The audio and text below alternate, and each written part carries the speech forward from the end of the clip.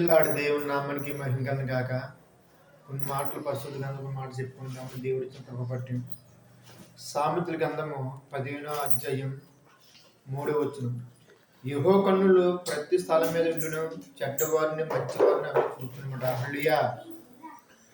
దేవుడి కన్నులంట ప్రతి ఒక్కరిని చూస్తున్నారంట. మంచివారిని చెడ్డవారిని కూడా దేవుడు చూస్తున్నాడు. ఎందుకంటే దేవాదేవుడు ఏమనంటే సూర్యుడు ఎలాగ ఎలిగి ఉన్నాడో దేవుడు కూడా అలాగే ఎలిగి ఉన్నమాట. మన తండ్రి ఏమనంటే చెడ్డవారిని మంచివారిని కూడా దేవుడు చూస్తున్నాడు.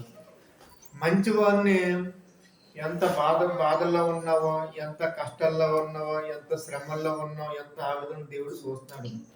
బిడ్డ, నువ్వు భయపడకు. నువ్వు భయపడని ప్రకటిస్తున్న దేవుడు జీవం గల దేవుడు, ప్రాణం దేవుడు.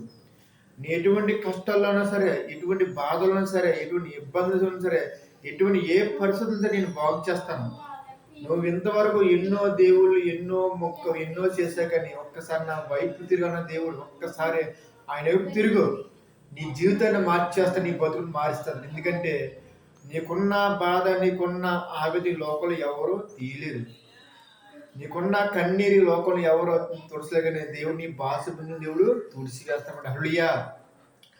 నువ్వైతే రోగంతో ఉన్న, బహుశా కోర్టు కేసులో ఉన్న, బహుశా ఇబ్బందులు ఉన్న, బహుశా ఎటువంటి కేసులైనా సరే, ఎటువంటి భయంకరమైన లోయలో ఉన్నా సరే, ఎటువంటి ఆవేదన సరే దేవుడు తీసివేస్తాడు. ఎందుకంటే బిడ్డ, నువ్వు భయపడకు. నువ్వు ప్రకటిస్తున్న దేవుడు జీవం గల దేవుడు, ప్రాణం దేవుడు మాట.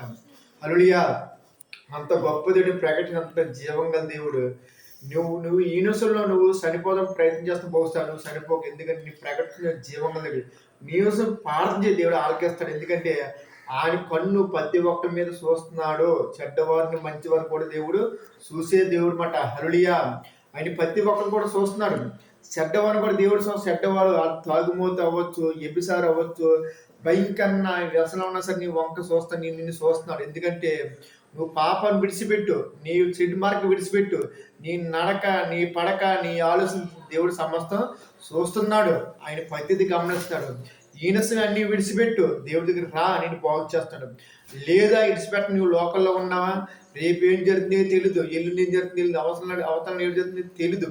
నువ్వు గడిచిపోతుంది కాదా, నాకు గడిచిపోతున్నావు అనుకుంటున్నా బహుశా, కానీ దేవుడు నీతోనే మాట్లాడుతున్నావు. నువ్వు ఎటువంటి మార్గంలో తప్పు మార్గాలు దేవుడు నిన్ను ఊరుకోమాట. హల్లెలూయా. అలాగే దేవుడు ఏమన్నంటే, బిడ్డలా నువ్వు భయపడుకో, నీకు మంచి మార్గం దేవుడు చూపిస్తామాట. హల్లెలూయా. ఈ చిన్న వాక్కు దేవుడు పరిశుద్ధ దీవించును గాక. ఆమేన్.